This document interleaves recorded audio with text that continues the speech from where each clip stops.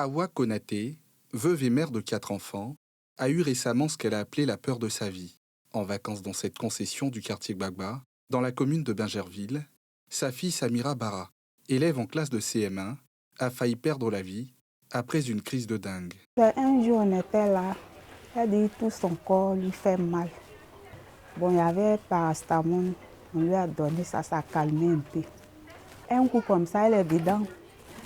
Elle dort, elle tourne si elle ne mange pas. Elle assied, elle trempe si elle. Elle trempe si elle jusqu'à... Elle a perdu connaissance. Donc, on est parti à l'hôpital. Elle a fait 5 jours. C'est le 6e jour là. Elle s'est réveillée. On dit que c'est palu dingue.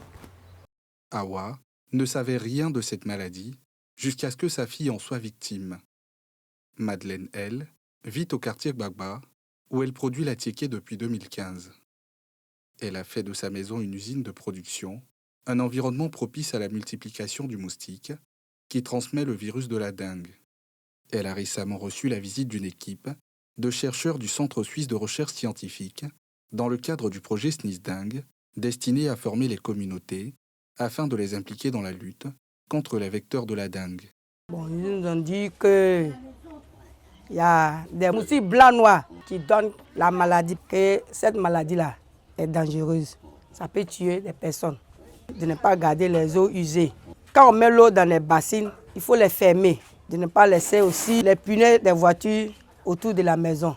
Quand l'eau reste dedans, c'est ce qui envoie les moustiques.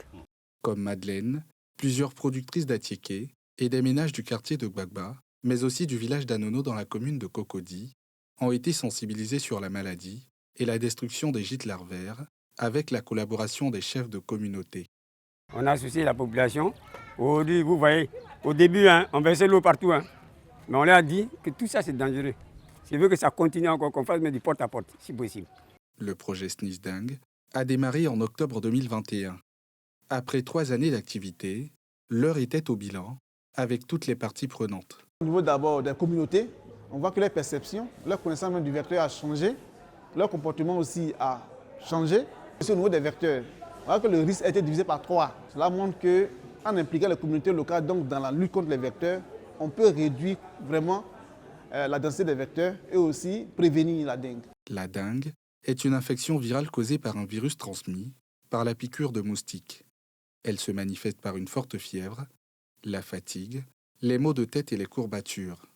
Il n'existe pour le moment pas de traitement spécifique pour cette maladie, d'où la nécessité d'éviter les moustiques, vecteurs de la pathologie, en vidant ou en couvrant les contenants ou retenues d'eau stagnante.